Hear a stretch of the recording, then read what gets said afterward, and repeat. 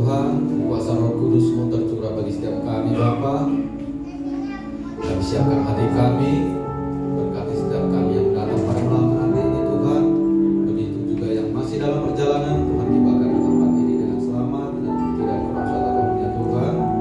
Terima kasih Tuhan Yesus.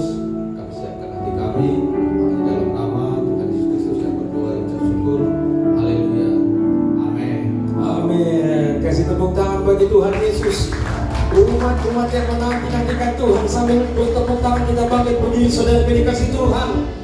Haleluya, haleluya. Murid-murid Tuhan, lambaikan tangan, lambaikan kedua tanganmu, katakan Tuhan Yesus dahsyat. Dengan tangan yang sama kamu kasih tos minimal 5 kali, katakan Tuhan Yesus dahsyat, Tuhan Yesus dahsyat. Dan Roh Kudus hadir di tempat ini melawan setiap kita. Murid-murid yang menanti-nantikan Tuhan dengan tidak sungguh-sungguh akan menerima kuasa. Amin. Pribadi yang siap datang dan dirawat Tuhan, katakan yuh. Kasih tepuk tangan bagi Tuhan Yesus. Ya Tuhan Allahku, kami mencari hadirat-Mu. Haleluya.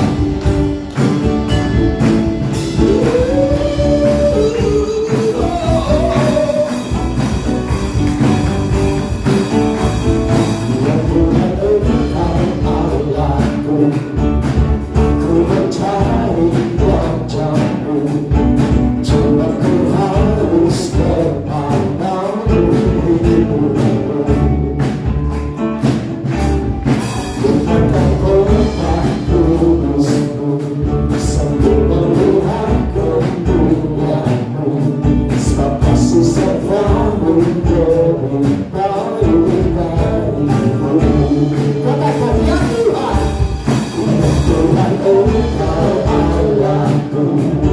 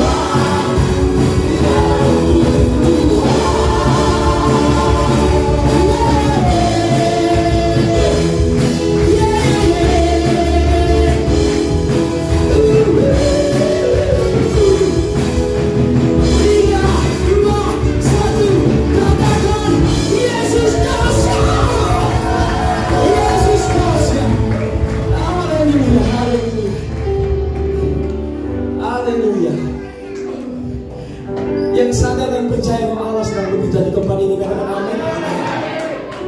Mungkin rasanya bukan rutinitas Bapak Ibu. Ketika dikatakan 10 hari pencurahan Roh Kudus, 10 hari itulah yang mengubahkan kehidupan murid-murid itu. Ketika dia ditinggalkan oleh Yesus di masa penantian, itulah di situ masa kesukaran, tetapi di situlah masa pembentukan setiap kita. Amin. Saya kita percaya, kita akan kuat berjalan bersama Roh Kudus. Amin. Yang kuat katakan amin. Haleluya. Kasih tepuk tangan bagi Tuhan Yesus. Saya persilakan kembali duduk di hadirat Tuhan. Teduhkan hati saudara. Ini mimbar Tuhan, ini mesbah Tuhan, ini gereja Tuhan. Ambil waktu senyaman mungkin. Nikmati segala kebaikan Tuhan.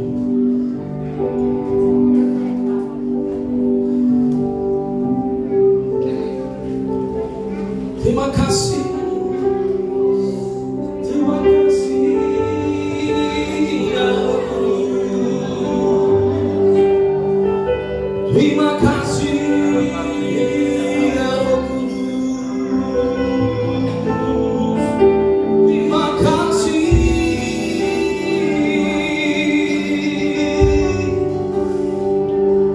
kasih. Terima kasih. Pengorbananmu, terima kasih. Kau buktikan kau hidup, kau naik, kau bangkit bagi setiap kami. Dan ini waktunya ya Roh Kudus, kau penuhi setiap kami umat-umatmu, murid-muridmu ya Yesus.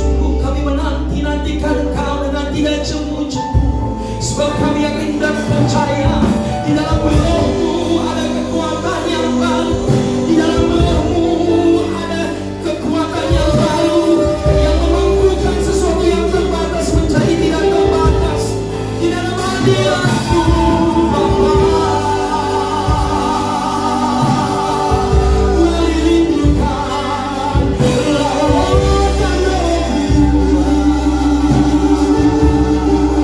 Buka suara-Mu, naikkan sanggamu, syarararabe, yarararabe. Ambil waktu beribadah Dia, mari nantikan Dia.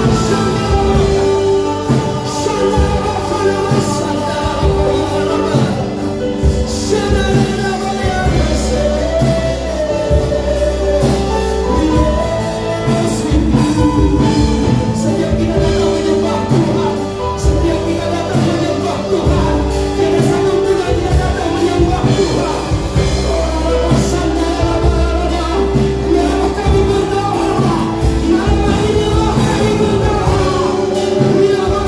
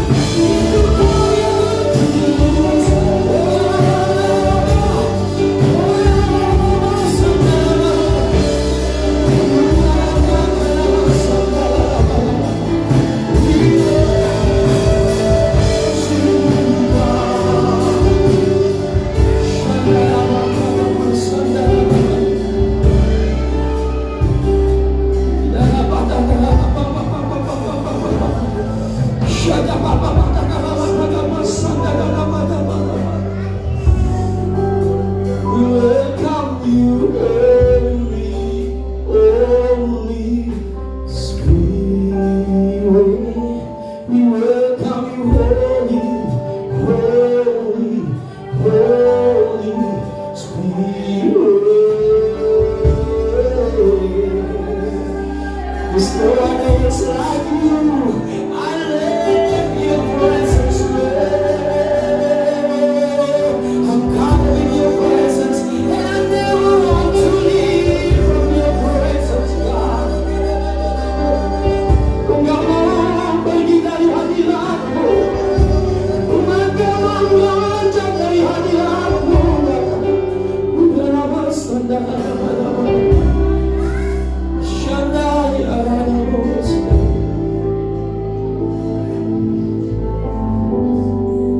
There's nothing worth more they will ever come close. Nothing can compare. You're our living hope.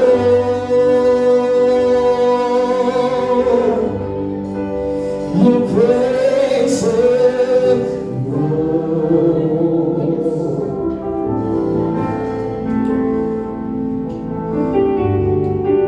I've tasted and seen of the sweetest of love, where my heart becomes free and my shame is undone. In your presence, Lord. Amen. Holy Spirit, you are welcome. Come flood this place and rasakan hadiratnya, your glory. God is what I have. Itu yang dibutuhkan hidupku, Tuhan. Lord, your presence, Lord.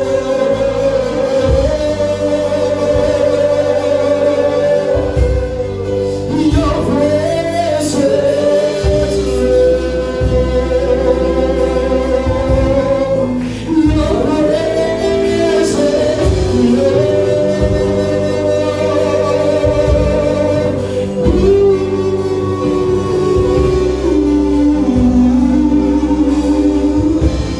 There's nothing more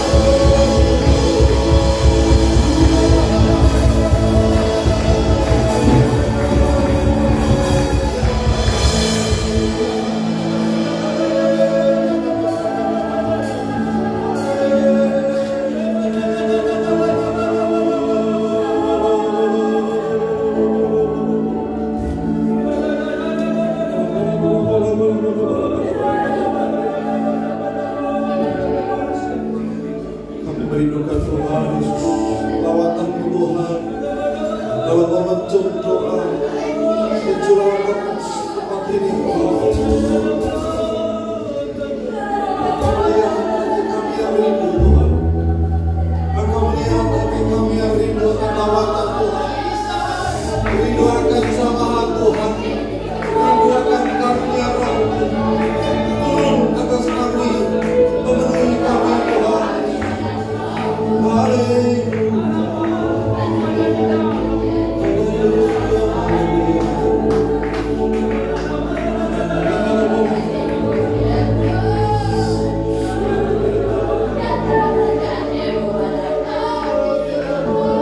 Bersama-sama kita bergandengan tangan di bawah, bersama-sama bergandengan tangan.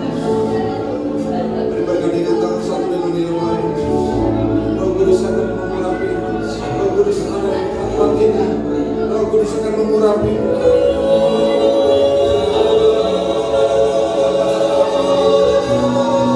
Mari utarakan apa yang menjadi kerinduan Bapa ini.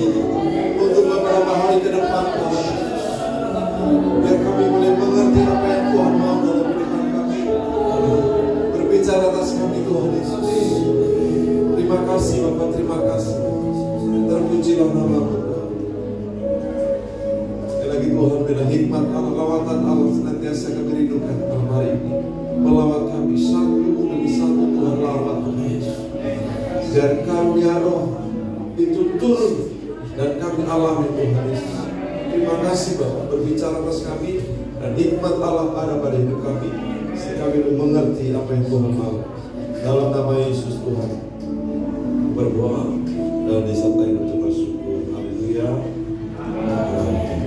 Puji Tuhan. Baik, berdua dulu.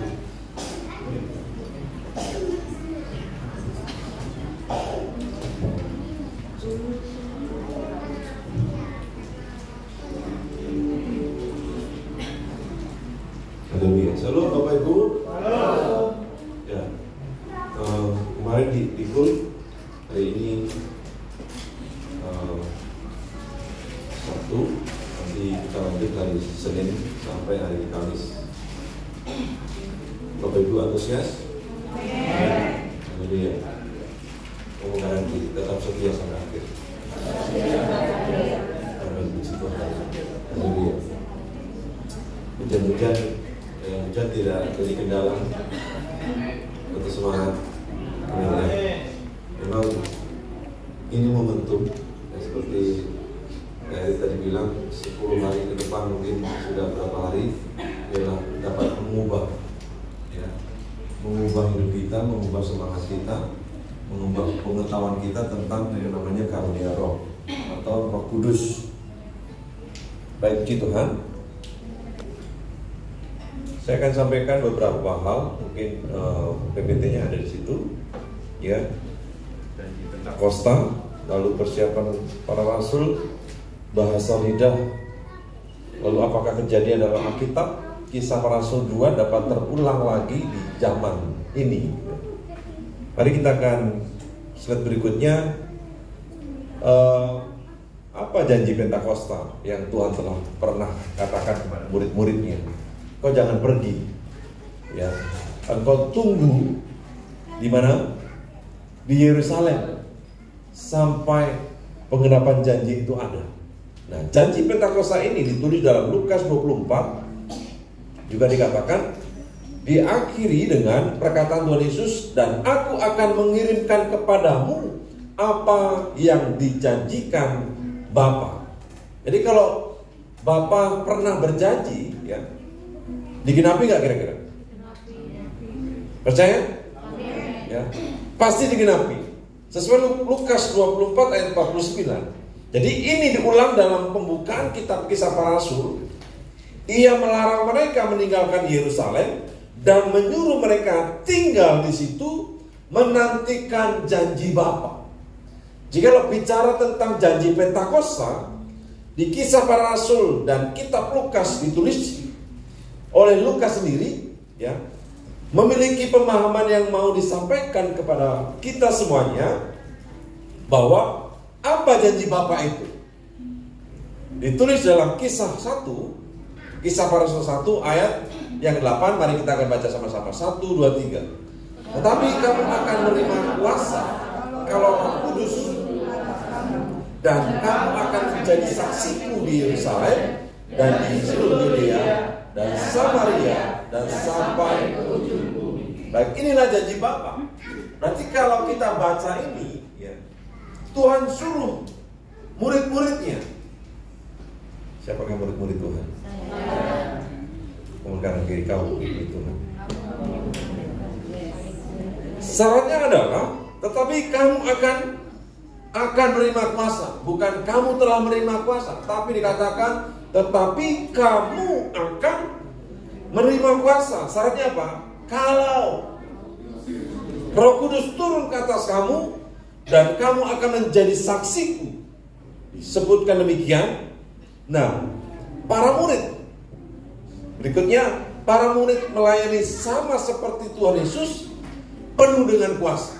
Yang mau penuh dengan kuasa katakan, itu saya. Katakan amin. Amin. Terjadi. Buat siapa? Saya. Amin.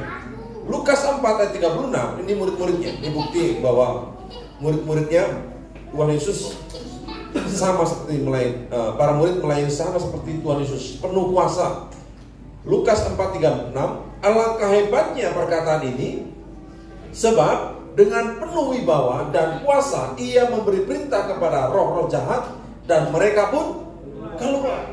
Contoh pertama. Lalu yang kedua, Lukas 5:17. Kuasa Tuhan menyertai dia sehingga ia dapat menyembuhkan orang sakit. Yang ketiga, Yesus berkata, ada seorang yang menjamah aku, sebab aku merasa ada kuasa keluar dari. Nah, murid-murid ini siapakah dia? Sama seperti kita, manusia biasa. Masih penting kita lulusan SMA, S1, S2, S3. Murid-muridnya nggak tahu nulisnya dulu gimana, tapi ini disebutkan dokter ini mungkin tabib Lukas nih menulis seperti ini. Berarti dalam keberadaan murid-murid kala itu ya, penuh dengan keterbatasan, tidak berpendidikan, paling berpendidikan cuma pengalaman menjadi penjala ikan. Mungkin dia jago hanya nganyam jala dan jaring dan sebagainya. Tetapi mereka manusia biasa kayak kita. Nah, 3 contoh ini ya, para murid melayani sama seperti Tuhan Yesus dapat mengusir roh jahat, mereka keluar. Kita pernah dan akan terjadi. Amin. Siapa pernah mengusir setan? Ya, puji Tuhan ada, minimal ada. Jangan setannya jangan pasangan kita. Kau setan. Atau minimal mengusir setan yang ada di diri kita sendiri nih, di dalam diri. Pernah nggak ya? Pernah lah minimal. Keluar kau setan dalam nama Yesus, gitu kan? Tapi waktu ngomong itu jangan lihat pasangan kita. Keluar kau setan. Beda lagi artinya. Nah, ketika kuasa Tuhan dinyatakan juga, Ia menyembuhkan orang sakit. Ketika kita mendoakan orang, maka orang itu akan sembuh. Tapi pernah mendoakan orang itu mati. Lalu contoh berikutnya, para murid melayani sama seperti Tuhan Yesus, penuh kuasa. Lukas 9 ayat 1. Kita baca ya Bapak Ibu, 1, 2, 3. Maka Yesus memanggil ke-12 muridnya, lalu kepada mereka untuk yang ketiga, Kisah Para Rasul 12, mengangkat menatap kami seolah-olah kami membuat orang ini berjalan karena kuasa atau kesalahan kami sendiri. 3,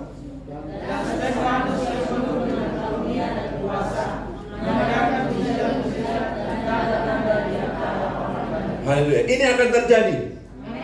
Kepada siapa? Kepada kita.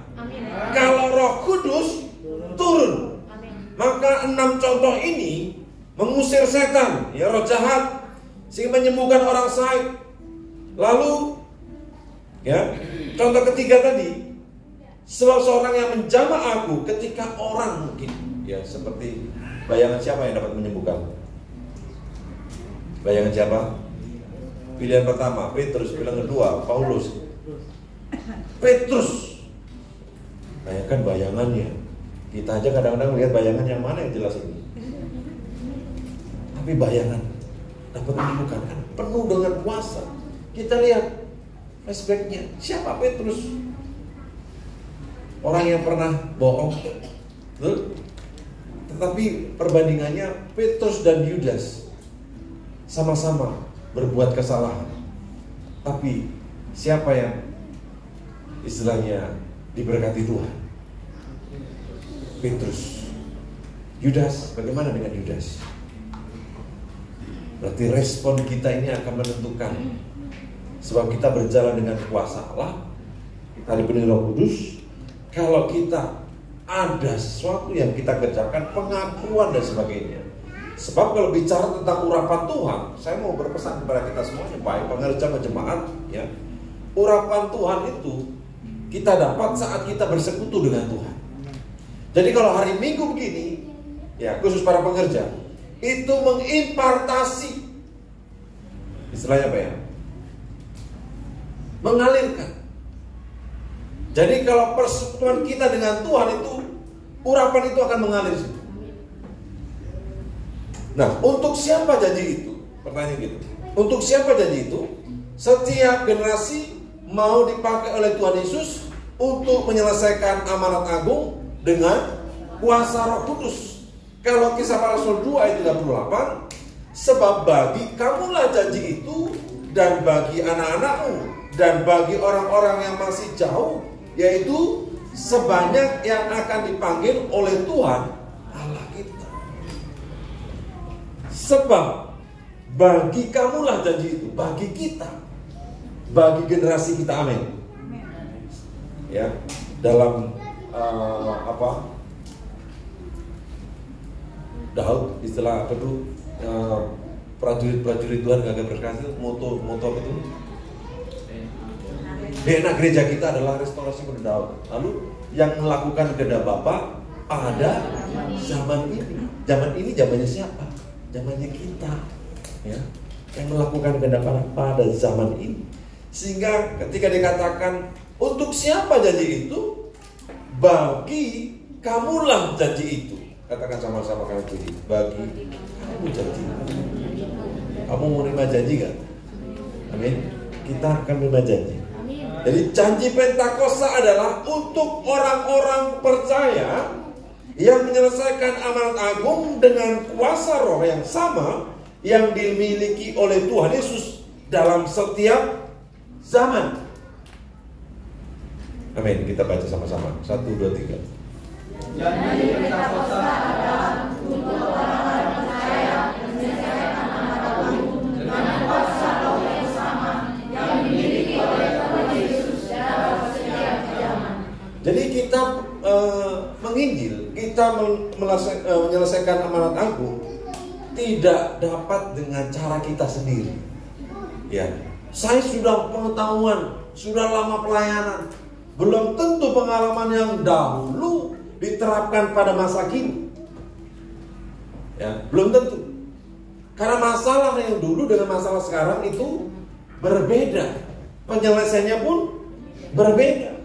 Ayo, sebenarnya kita rindukan bagaimana dengan terima dalam membentuk penyerahan Roh Kudus ini. Hati kita rindu, minta sama Tuhan. Namanya gini Bapak Ibu. Ketika anak kecil itu kalau nggak dilatih ngomong, bisa nggak ngomong? Enggak ya. Berikutnya. Jadi kalau kita ini lagi mempersiapkan diri, bagaimana dengan rasul-rasul? Bertekun dengan sehati dalam doa bersama-sama. Ini yang dinamakan restorasi Tabernacle of David, restorasi Pondok Daud. Ini panggilan gereja kita. Kalau Pak Niko bilang ini panggilan kita, ini panggilan yang ori, artinya yang asli. Tuhan panggil gembala pembina kita untuk merestorasi Pondok Daud. Itu bicara tentang pujian penyembahan, ya. Doa pujian penyembahan siang dan malam bersama. Kita ini lagi menggenapi. Saudara, kita harus komitmen. Amin ya. Biar istilahnya kalau bikin kue itu matangnya sempurna. Jangan bolong-bolong. Minggu tidak ada, Senin hadir, amin. Selasa datang, Rabu tiba, Kamis. Jadi utuh. Jumat kembali Dikul. Tadi malam bagaimana Dikul? Luar biasa. Lakukan dengan setia. Amin ya. Memang untuk mendapatkan sesuatu yang berharga itu perlu berjuang. Jangan sampai malam hari, wah aku gak ngerasain apa-apa. Ayo, rindukan saja Tuhan. Rindukan saja Roh Kudus. Jadi kalau menurut ayat ini, mereka semua bertekun dengan sehati dalam doa bersama-sama dengan beberapa perempuan serta Maria ibu Yesus dan dengan saudara-saudara. Artinya ada rekan-rekan kita nih, ya. Gak tahu nih berapa orang nih. Ini luar biasa yang datang. Kita nanti sama-sama kalau ada fotonya upload di medsos kita. Promosi kalau GBCAS ngadain doa. Nanti wis kalian luar biasa ya, hujan-hujan datang. Kalau nggak kayak iman kerupuk, kedinginan Nggak kayak iman kambing kata Pendeta Sono. Kok iman kambing? Kambing itu kalau ada hujan berteduh dan lari, sama kayak kucing. Kucing itu kalau di ini air lari, tapi imannya luar biasa. Kalau hari datang hujan tadi deras, dingin, di laut api Roh Kudus menyala-nyala. Amin, puji Tuhan. Yang kedua, ketika tiba hari Pentakosta, mereka semuanya berkumpul di satu tempat. Di tempat inilah kita semuanya, ini murid-murid Tuhan yang menantikan pencurahan Roh Kudus.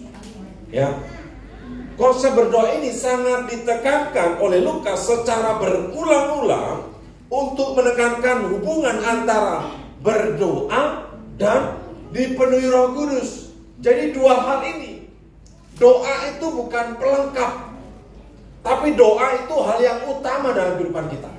Amin. Jadi apa? Doa itu bukan pelengkap, tapi hal yang utama. Kalau kita ini sering berdoa, saya percaya kepenuhan Roh Kudus itu akan nyata. Udah Pak, pagi bangun tidur, siang menjelang sore makan mie pangsit, mie ayam, bakso, dan itu bukan itu. Tetapi kita harus punya waktu. Puji Tuhan ya, kita bisa membangun komunikasi dengan Tuhan di mana saja. Betul? Kalau lagi bahasa roh, boleh nggak di mana saja? Boleh. Jangan takut didengar orang, nanti orang gila dan sebagainya. Kalau lagi di tempat keramaian, di restoran, jangan malu kalau mau makan tuh berdoa. Dan nama Yesus Tuhan berkati makanan itu. Jangan, kita tunjukkan kita adalah anak Tuhan. Bila perlu lipat tangan, tutup mata, berdoa. Atau kalau mau gak kepikiran hilang, tutup dengan tangan. Ayo, kita harus jadi terang di sana. Dengan kita sering berdoa, maka kita akan dipenuhi Roh Kudus. Jadi hubungan antara doa dengan pencurahan Roh Kudus, ini prinsipnya restorasi pada Daud. Ya, Lukas 1 ayat 13 sampai 15 17. Sebab doamu telah dikabulkan. Lalu dampaknya adalah Yohanes penuh dengan Roh Kudus. Jadi ini peristiwa siapa? Elisabet mengandung Yohanes. Waktu di dalam rahim Yohanes dikatakan penuh Roh Kudus. Ini karya Tuhan. Lalu berikutnya, yang kedua, ketika Yesus sedang berdoa, turunlah Roh Kudus ke atas Tuhan Yesus. Yang ketiga, ketika ia selesai berdoa, para murid meminta Yesus mengajari mereka berdoa. Seperti doa Bapa kami. Bapamu di surga akan memberikan Roh Kudus kepada mereka yang meminta. Yang keempat, para murid bertekun dengan sehati doa bersama-sama. Jadi mereka semua dipenuhi dengan Roh Kudus. Mereka berkumpul satu tempat seperti kita ini. Dan kelima, di Kisah para Rasul 4 ayat 31, ketika para murid sedang berdoa, mereka semua kembali dipenuhi dengan Roh Kudus. Jadi ada dampak yang hebat, yang sungguh besar ketika kita membangun kehidupan doa kita. Ngomong kanan gini, ayo jangan malas berdoa. Amin. Jangan malas berdoa.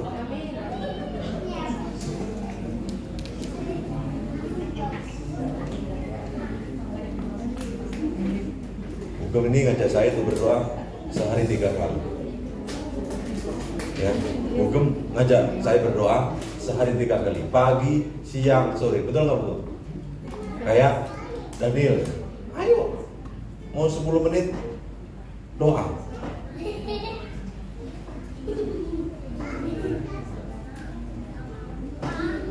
Kami puasa nggak ngajak-ngajak.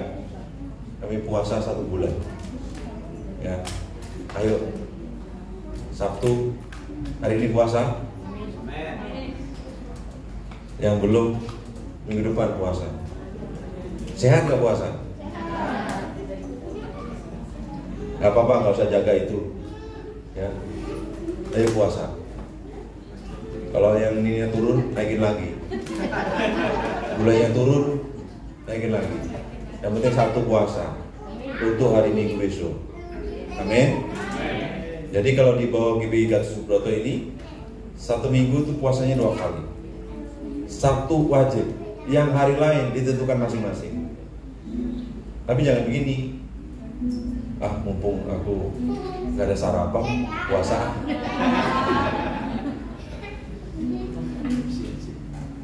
Mau puasa 1 minggu, gak apa-apa kalau mau ya. Yang penting 2 kali. Mau Senin, ya selagi bisa, ayo. Kalau itu baik, kenapa nggak kita lakukan? Amin ya. Banyak hal kok. Saya percaya kalau orang itu puasa, pasti akan melakukan berapa hal. Mencari Tuhan, rajin berdoa, dan baca Alkitab. Dan menjaga. Hari ini aku puasa ya. Ada rambu-rambu. Ya. Kalau enggak, ya kamu nggak puasa. Kalau kita puasa, pasti ada lampu kuning. Kamu lagi puasa. Ayo sabar. Haleluya. Yang berikutnya, yang ke-6, hubungan antara doa dengan pencurahan Roh Kudus. Kisah 8:14-17, Petrus dan Yohanes berdoa bagi jemaat Samaria. Lalu hasilnya apa? Jemaat Samaria menerima Roh Kudus. Kira-kira kelihatan nggak ya? Kelihatan. Yang ke-7, Kisah para Saul 9:11-17, Saulus di Tarsus sedang berdoa. Saulus penuh dengan Roh Kudus setelah ditumpangkan tangan oleh Ananias. Jadi kembali, ketika Tuhan berkehendak mengurapi dalam ibadah apapun, ayo responi dengan baik. Jangan tanyain urapan apa, itu urusannya Tuhan. Yang penting ada penumpangan tangan, itu juga nggak sembarangan. Kalau ada tantangan untuk atarkol, Bapak Ibu, ayo maju aja. Tuhan itu lebih tahu ya, kekuatan apa yang Dia mau alirkan dalam kehidupan kita. Kita paling sebatas mata memandang, tapi Tuhan itu tahu betul siapa kita. Jadi yang ke-8, Kornelius senantiasa berdoa dan tercatat sedang berdoa pada jam 3 petang. Lalu turunlah Roh Kudus di atas semua keluarga Kornelius. Ini jenderal yang takut Tuhan. 9. Mereka beribadah dan berpuasa, ya, di Kisah 13 ayat 2-3 dan ayat 9. Roh Kudus berbicara untuk mengkhususkan Barnabas dan Saulus. Ini dampak dari berdoa. Lalu hasilnya apa? Keintiman itu akan menghasilkan kepekaan. Kalau kita lebih dalam lagi, ibaratnya begini Bapak, diving. Diving itu yang di laut. Kalau cuman air segini, kita akan masih mendengarkan kebisingan dunia luar. Paling pakai selang itu kan. Lalu agak ke dalam dikit, masih kedengaran suara ombak-ombak. Tapi kalau tingkat kedalaman sampai dasar, tidak ada suara yang lain kecuali suara kita. Dan kalau kita lagi kedalaman dalam hadirat Tuhan, kita dan Bapa. Makanya doa itu sangat penting. Jangan lewatkan doa. Amin. Katakan sama-sama, saya tidak akan lewatkan jam doa saya. Mari tentukan dari sekarang jamnya jam berapa. Setuju? Berdoa itu baik kan? Bukan berdoa sama-sama, itu betul baik. Itu apa istilahnya kalau sama keluarga? Mesbah keluarga, itu baik. Tapi alangkah baiknya kita punya hubungan pribadi. Pak, bagaimana nggak bisa nyanyi? Nggak apa-apa, nyembah aja, nyanyi aja. Menurut Bapak Ibu bagus, sudah, yang lain nggak akan komplain kok. Hentikan itu, nggak, pokoknya lakukan saja. Mau ada gitar, mau kunci gembok, mau kunci apa, lakukan saja. Haleluya. Tuhan lebih tahu hati kita, rindunya kita ini bertemu dengan Tuhan. Bagian kita lakukan, bagian Tuhan menumpahkan tangan atas hidup kita. Nah, berikutnya adalah bahasa lidah.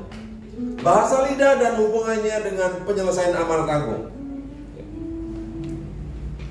Di dalam pengakuan iman GBI ini ada satu ayat, di dalam itu ada berapa ayat di situ. Baptisan Roh Kudus adalah karunia Tuhan untuk semua orang yang telah disucikan hatinya. Tanda awal baptisan Roh Kudus adalah berkata-kata dengan bahasa roh sebagaimana diilhamkan oleh Roh Kudus. Jadi memang alurnya itu biasanya orang harus baptis air dulu, baru ngalami yang namanya baptisan Roh Kudus. Tapi tidak menutup kemungkinan lebih dulu baptisan Roh Kudus. Tapi itu kan kembali lagi, ini kedaulatan Tuhan. Kalau menurut waktunya manusia, itu harus kronologi. Oh, baptis dulu, baptisan air maksudnya, baru baptisan Roh Kudus, lalu kepenuhan Roh Kudus. Baptisan Roh Kudus itu satu kali, tapi kepenuhan Roh Kudus itu berkali-kali. Ya, perlu diingat. Tapi kalau baptisan air, ini memang ada pro dan kontra. Tetapi ketika dia baptisan air, lalu di pertengahan jalan ia murtad, ia tinggalin Tuhan, ada yang minta dibaptis lagi untuk penyucian diri, pentahiran, baptisan pentahiran gitu. Tapi kalau baptisan Roh Kudus satu kali seumur hidup, tapi kepenuhan Roh Kudus di mana saja itu bisa terjadi. Nah, artinya tadi butir-butir pengakuan iman GBI, artinya adalah orang yang dipenuhi oleh Roh Kudus mengalami tanda awal berbahasa lidah, dan tanda itu tidak hanya terjadi sekali saja, tetapi dapat dipakai terus menerus, dan karunia ini tersedia untuk semua orang. Jadi kalau bicara begini Bapak Ibu, ya, malam hari ini berapa hari ke depan, ayo rindukan namanya baptisan Roh Kudus. Saudara kalau sudah baptis Roh Kudus, saudara akan menjadi sebuah kesaksian yang indah. Nanti di pelayanan Bapak Ibu akan menjadi sebuah cerita. Oh, dulu saya pertama kali dibaptis Roh Kudus waktu ibadah pencurahan Roh Kudus di GBI Ciamis. Masing-masing kita beda. Nah, yang pertama, bahasa lidah menjadi tanda kedatangan Tuhan sudah sangat dekat. Jadi Petrus dalam khotbahnya mengutip nubuatan Nabi Yoel dengan mengubah satu kata. Yoel mengatakan Allah akan mencurahkan rohnya di kemudian hari. Itu Yoel 2 ayat 27. Sedangkan Petrus berkata akan terjadi pada hari terakhir. Jadi bahasa lidah menjadi tanda kedatangan Tuhan sudah dekat. Ketika orang banyak itu bertanya, apa artinya ini? Kisah 2 ayat 12. Dan mereka menyebut tentang, ada yang bilang mabuk anggur. Jadi makanya dalam kehidupan kita ini, ya, ketika kita melakukan ini pun bahasa lidah, bahasa roh, ada orang melarang karena dia nggak paham. Karena rutin kita beda-beda. Masing-masing gereja itu punya pemahaman sendiri. Cara nyembahnya juga beda. Jadi kalau membahas itu nanti nyinggung sana, nyinggung sini. Tetapi kita harus percaya satu hal, akan terjadi seperti dikatakan pada hari terakhir. Yang kedua, bahasa lidah menjadi tanda kedatangan Tuhan sudah sangat dekat. Bahkan Paulus menjelaskan bahwa Roh sendiri yang menyampaikan permohonan kepada Allah dengan keluhan-keluhan yang tidak terucapkan di dalam Roma 8 ayat 26. Ini petunjuk bahwa menyembah pakai bahasa apa itu ya? Bahasa roh dan bahasa sehari-hari itu kadar apa ya? Bisa bicara waktu. Lalu kita mau berdoa juga terbatas dengan kata-kata. Tapi kalau kita pakai bahasa roh, saya umpamakan tadi, saya singgung sedikit tadi di depan. Kalau kita nggak mencoba memperkatakannya, saya percaya kita semuanya di dalam kita ada Roh Kudus. Saya percaya. Cuma saya ibaratkan tadi, analogikan tadi, kalau anak kecil itu nggak belajar berkata-kata, dia nggak akan fasih. Ayo kita coba, bukan karena asal-asalan, karena di dalam diri kita ada Roh Kudus. Makanya saya yakin mengatakan ini. Ya, dibiasakan. Kalau dalam bahasa teologinya itu ada namanya glosolalia, sinolia dan sebagainya. Pokoknya itu ribet. Ya udah. Yang penting bahasa rohnya seperti yang Bapak Ibu dengar. Bagaimana? Karena kita satu roh, pasti satu bahasa. Itu bahasa roh. Amin. Saya pernah pelayanan di satu gereja. Itu kalau penyembahnya kalau nggak saya hentikan selesai firman itu nggak berhenti. Dan saya pernah merindukan itu, Tuhan, biarlah ini terjadi di GBCS. Benar. Setiap saya ke sana selesai khotbah nggak berhenti. Kalau saya nggak berhenti, padahal jemaatnya usianya ya, udah jam 2 siang, jam 5 sore, antara jam 2 siang sampai jam 5:30 sore usianya. Ngerti kan maksudnya? Kita ini masih jam 10, paling jam 1 siang. Yang lain mungkin beberapa orang mungkin udah jam 4 sore, jam 5 sore. Kita masih punya semangat. Kita masih mampu untuk mengejar namanya kehendak Tuhan. Amin. Nah, permohonan yang disampaikan oleh Roh saat kita berbahasa lidah, kita juga akan mengeluh dalam hati kita sambil menantikan pengangkatan sebagai anak, yaitu pembebasan tubuh kita. Pembebasan tubuh merujuk kepada kedatangan Tuhan yang kedua kali. Oleh karena itu, ayo kita harus melatih diri kita. Karena ya ini profesor teologi yang namanya Frank Errington. Ya, Frank Errington. Saya pernah ikut seminar ini 2 kali. Luar biasa nih orang. Ya, keluhan glosolalia semangat ini maksudnya di dalam Roma 8 ayat 26 mengekspresikan kerinduan dan rintihan kita akan datangnya hari-hari terakhir dari karya penebusan dengan kedatangan Kristus kembali.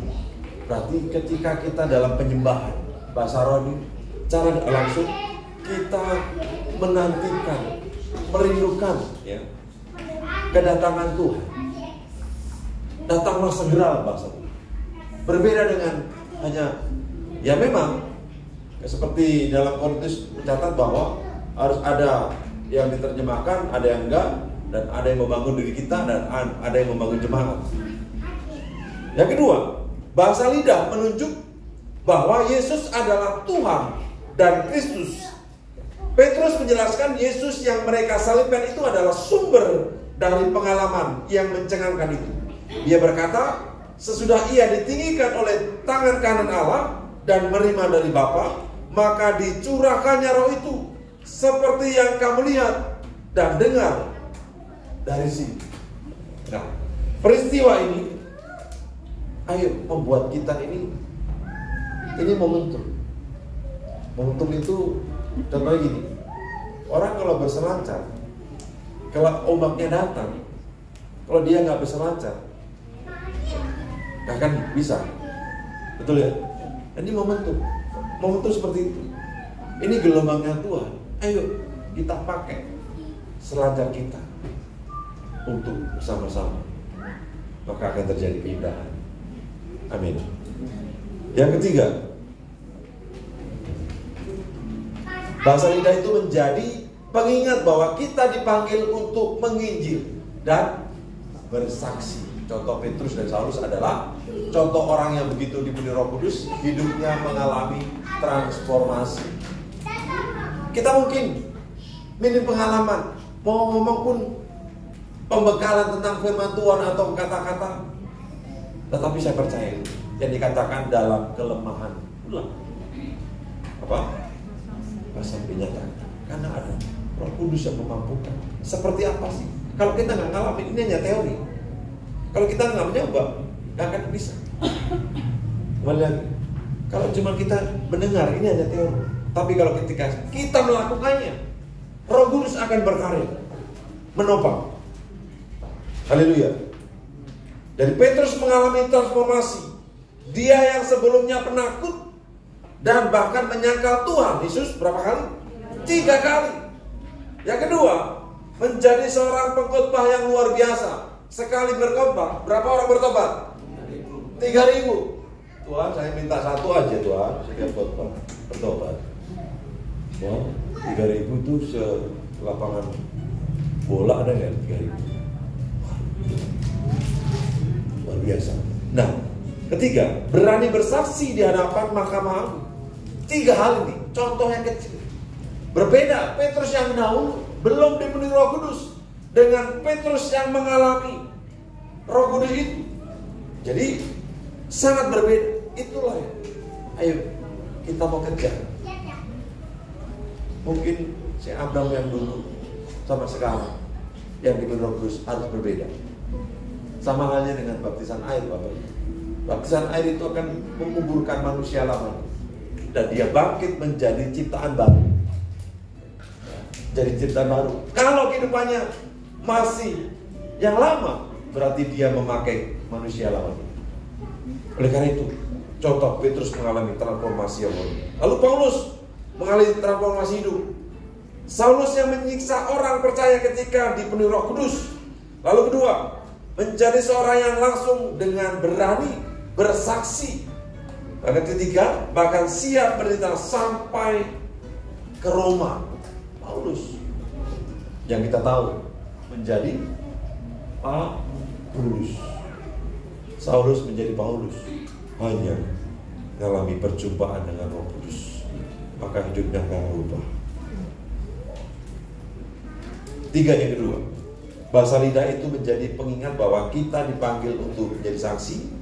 Itu di dalam Kisah Para Rasul 13 ayat 2 sampai 3. Pada suatu hari ketika mereka beribadah kepada Tuhan dan berpuasa, berkatalah Roh Kudus, khususkanlah Barnabas dan Saulus bagiku untuk tugas yang telah kutentukan bagi mereka. Maka berpuasa dan berdoalah mereka, dan setelah meletakkan tangan ke atas kedua orang itu, mereka membiarkan keduanya pergi. Jadi kalau doa dan puasa itu beriringan sebenarnya. Kalau kita puasa, yakin saya, kita juga berdoa. Kalau kita puasa, yakin kita bersekutu. Kalau kita puasa, yakin kita akan mendekatkan diri. Kalau kita puasa, pasti kita akan membaca firman Tuhan. Nah, apakah bahasa lidah dalam kitab Para Rasul dapat terulang kembali? Bisa. Nyatanya kita merindukan di beberapa gereja, khususnya di GPI 12, itu hampir semua. Jadi kita malam hari ini tidak sendirian. Ya, hampir di seluruh Indonesia mengadakan hal ini. Jadi ayo Bapak Ibu, yang dapat saya simpulkan adalah, apa yang dapat kita simpulkan? Karunia Roh Kudus yang sama yang dialami oleh para rasul di kamar loteng atas dengan tanda berbahasa lidah juga dialami oleh keluarga tadi, Cornelius, seorang non-Yahudi, lengkap dengan tanda-tanda berbahasa lidah. Jadi dapat disimpulkan bahwa keluarga Cornelius menerima karunia glosolalia, berbahasa lidah, seperti para rasul. Yang berikutnya, yang terakhir, apa yang dapat kita simpulkan? Berarti mujizat yang terjadi dalam pasal 2 adalah Allah Roh Kudus menerjemahkan bahasa lidah yang diucapkan oleh para rasul kepada bahasa-bahasa yang hadir saat itu yang dibawanya. Bahasa lidah yang tidak perlu ditafsir itu di Korintus. Bahasa lidah yang ditafsirkan oleh manusia. Lalu ketiga, bahasa lidah yang Roh Kudus sendiri menafsirkan bagi orang lain. Ini ada 3 pengertian bahwa ketika bahasa lidah yang tidak perlu ditafsirkan itu membangun diri kita. Memang bahasa lidah itu ada orang yang punya karunia khusus yang bisa menerjemahkan dia ngomong apa. Pernah lihat seperti itu? Ini jarang sekali. Memang jarang sekali. Ya. Karena itu hikmat dan marifat Tuhan. Tapi bahasa lidah yang Roh Kudus sendiri tafsirkan. Ini ada kejadian. Ya. Ketika rombongan Bapak Gembala Pembina kita, dia menyembah.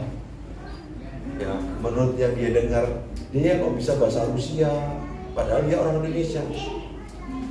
Tapi menurut dia, saya nyembahnya biasa saja kok. Lalu itu berbagai bahasa di situ yang didengar, tapi pribadinya itu biasa nyembah. Nah, berarti apa? Supaya dia ngerti. Itu Roh Kudus menerjemahkan.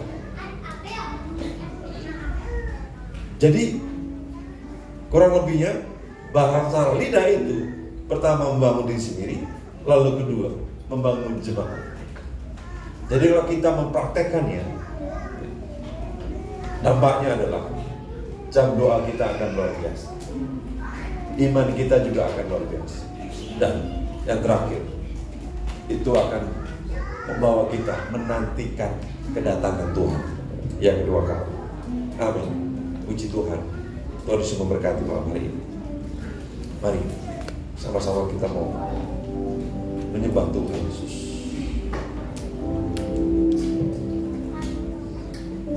Haleluya. Terima kasih.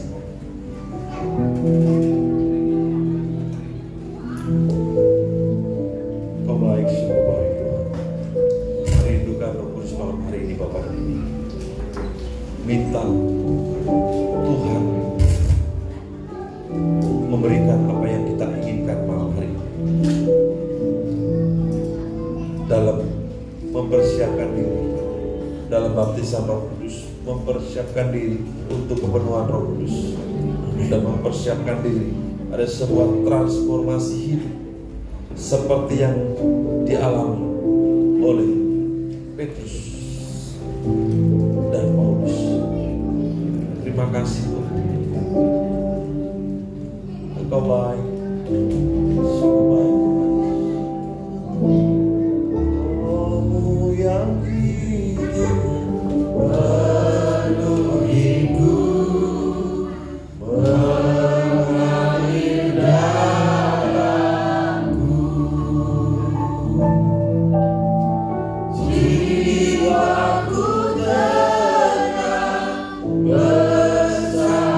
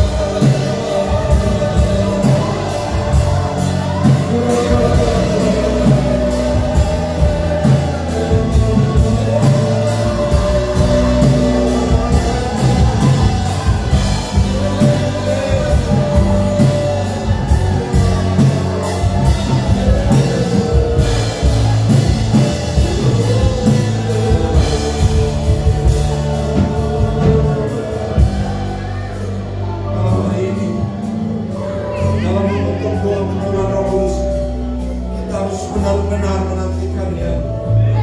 Rindu akan malam hari ini dengan korporat minta lawatan, minta urapan Tuhan, biar Tuhan yang menempatkan tangan atas kepala Bapak Ibu semuanya. Mari ketika nanti saya hitung dalam hitungan ketiga, kita akan bersorak-sorak, kita akan berseru bersama-sama, minta lawatan, minta janji, bukan hanya di sini, tapi di hidup kita, di hidup kita. Ayo persiapkan, ayo gandingan tangan sama-sama ini. Dalam hitungan ketiga, nanti kita akan berseru kepada Tuhan. Yesus. Yes, satu, yes, dua, tiga.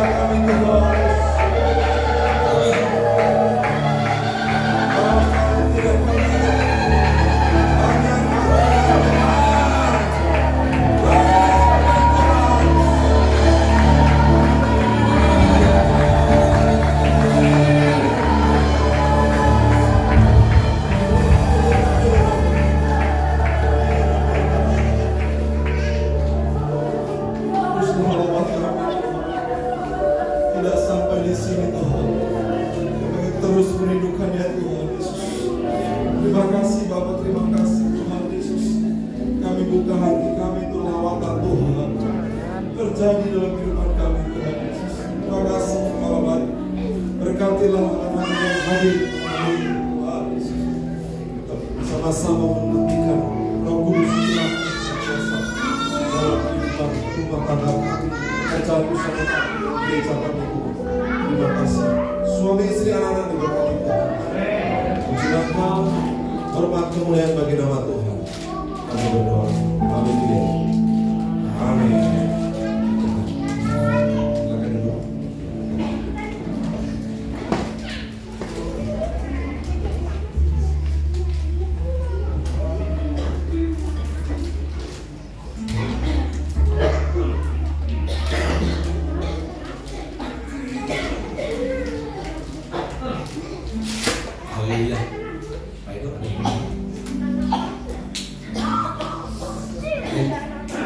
Kita nggak ada persembahan, tapi Bapak Ibu Saudara kalau rindu untuk memberikan persembahan, kita sudah menyediakan kotak persembahan di belakang.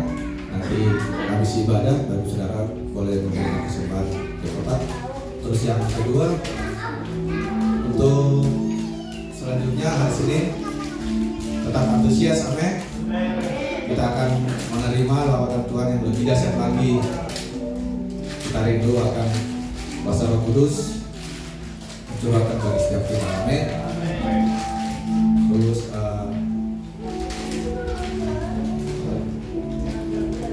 oh iya, nanti habis ibadah jangan pulang dulu, kita akan menyediakan sedikit konsumsi supaya kita sama-sama nanti bagi berkat Tuhan, amin. Kita akan doa sahabat, mari saya undang Bapak Saudara, kita bangkit berdiri.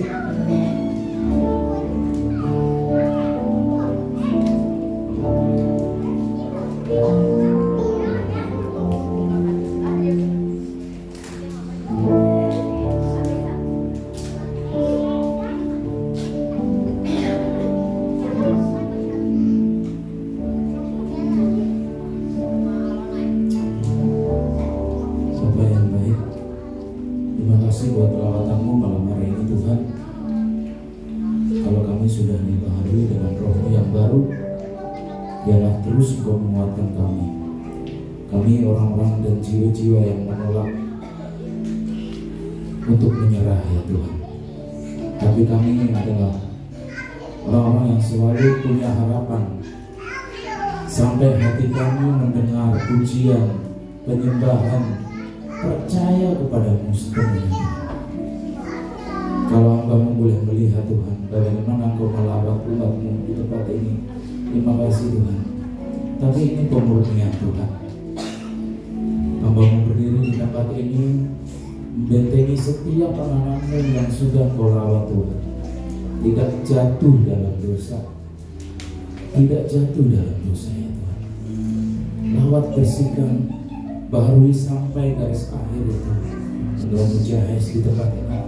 Ini tujuan kami membawa gereja ini Tuhan, bahwa kami memiliki harapan di dalam kekekalan Tuhan Yesus. Ini tujuan kami Tuhan, dengan membaharui roh kami Tuhan.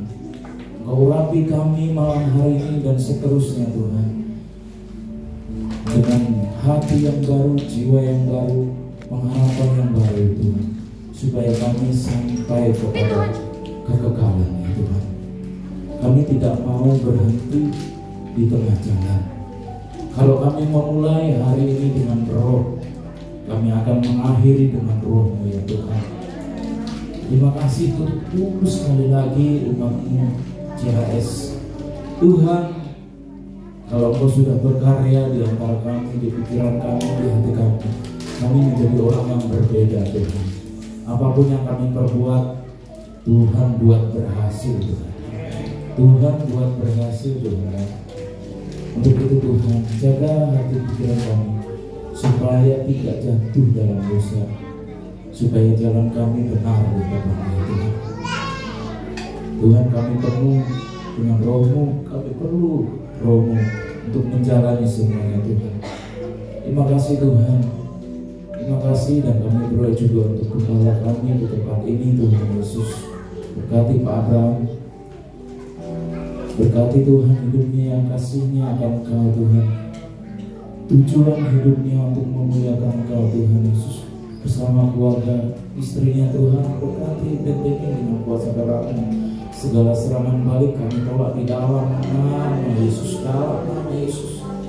Damai sejahtera sukacita terus ada di dalam rumah tangga Tuhan. Berkati anak-anaknya Tuhan, masa depannya, perkuliahannya Tuhan, semuanya masa depannya kami serahkan ke dalam tangan kuasa-Mu. Bahkan jodoh yang terbaik dari Engkau Tuhan Yesus. Terima kasih Tuhan Yesus. Terima kasih Bapa yang takut akan Tuhan, yang mengasihi Tuhan, cinta Tuhan mati-matian Tuhan Yesus. Terima kasih Tuhan Yesus. Berkati juga Tuhan kehidupannya, apa yang mereka perlukan, butuhkan Tuhan, cukupkan semuanya Tuhan. Berkati keluarga Hamba-Mu ini. Kalau kami boleh mengasihi mereka, terlebih lagi Engkau Tuhan Yesus. Terima kasih Tuhan, dan berkati juga anak-anak-Mu, pekerja-Mu di tempat ini Tuhan Yesus. siapapun yang menjadi pelayan Tuhan, menjadi bagian di dalam gereja ini Tuhan, kiranya Engkau membawa anak-anakmu ini Tuhan Yesus kepada pengertian yang baru, terus kewarui sampai mereka mengerti apa arti mengosongkan diri sebagai pelayan Tuhan, di mana Kristus yang tinggal di dalam diri mereka benar-benar terpancar dari perbuatan pelayanan anak-anakmu di tempat ini Tuhan Yesus. Segala bentuk sakit hati, iri hati, dengki kami tolak di dalam nama Tuhan Yesus. Dalam nama Yesus. Biarlah turun malam hari ini Tuhan di antara kami. Damai sejahtera-Mu di antara kami. Damai sejahtera-Mu Tuhan turun dalam nama Yesus. Dalam nama Yesus, dalam nama Yesus. Bentengi umat Tuhan, bentengi Tuhan pekerja. Segala bentuk komunikasi yang salah kami tolak di dalam nama Yesus. Dalam nama Yesus. Dalam nama Yesus, segala bentuk Tuhan Yesus, kesalahpahaman kami tolak di dalam nama Yesus. Terima kasih Tuhan, kami berdiri di tempat ini sebagai pengerja hanya karena Engkau Tuhan Yesus memuliakan Engkau. Arti pengosongan diri di mana kami mengerjakan Tuhan kehendak-Mu seperti Kristus memiliki tujuan melakukan kehendak-Mu saja Tuhan. Terima kasih Tuhan, kalau kami rindu juga untuk gereja ini punya tempat Tuhan yang Kau inginkan Tuhan Yesus. Kiranya Kau buka jalan Tuhan. Kalau Kau yang membuka, siapakah yang dapat menutup Tuhan? Kalau Kau membuka pelayanan, ladang pelayanan di tempat ini Tuhan Yesus, ada rencana-Mu yang besar Tuhan Yesus. Bahkan tempat yang terbaik Tuhan sediakan. Terima kasih Tuhan Yesus. Kami berdoa juga untuk gembala-gembala kul. Kalau kami sudah melihat Tuhan, kul ini berkembang, semakin banyak jiwa-jiwa Tuhan. Biarlah Tuhan terus membelah sel-sel yang baru Tuhan Yesus. Berkati juga gembala kul yang ada, berkati Pak Edo sebagai koordinator, berkati Tuhan Yesus Pak Arendra Tuhan, berkati Tuhan Yesus Pak Jepri, berkati juga Tuhan setiap calon-calon gembala kul Tuhan Yesus yang baru. Tuhan panggil mereka punya hati yang lebih lagi Tuhan Yesus, semakin membelah terus Tuhan Yesus, sebagaimana layaknya sel yang tumbuh yang benar Tuhan di hadapan-Mu Tuhan Yesus. Terima kasih Tuhan, sekali lagi secara menyeluruh gereja CHS ini Kau tutup bungkus dengan kuasa darah-Mu Tuhan. Tuhan, sekali lagi kami berdoa untuk lingkungan tempat ini, kuduskan setiap kami Tuhan, berkati lingkungan tempat ini, RT RW, semua pemerintah yang ada, bahkan masyarakat di sekitar kami boleh diberkati oleh kehadiran kami Tuhan. Terima kasih Tuhan, terima kasih. Inilah doa kami. Biarlah Engkau yang Allah mendengar, Engkau yang memulai dengan Roh-Mu Tuhan Yesus. Ketika melayang-layang di permulaan bumi, sebelum bumi ini dibentuk, Engkau memulai semua dengan Roh-Mu Tuhan. Dan hari ini Tuhan, kami memulai dengan Roh-Mu untuk melahirkan hal-hal yang besar. Terima kasih Tuhan, terima kasih. Sebentar kami akan pulang, kami mau terima berkat dari Hamba. Mari kita tarik Bapak-Ibu di dalam anugerah Roh Kudus, berkat yang melimpah-limpah turun atas kita semua, dicurahkan dalam nama Tuhan Yesus, dan persekutuan yang indah bersama Roh Kudus akan melawat, berikan kau karunia-karunia ilahi, karunia Roh akan memperlengkapi Bapak mulai hari ini sampai Maranatha Tuhan datang dua kali menjemput kita di alam permainan, kasih-Nya kekal selama-lamanya. Mari berkati Tuhan, sama-sama katakan amin.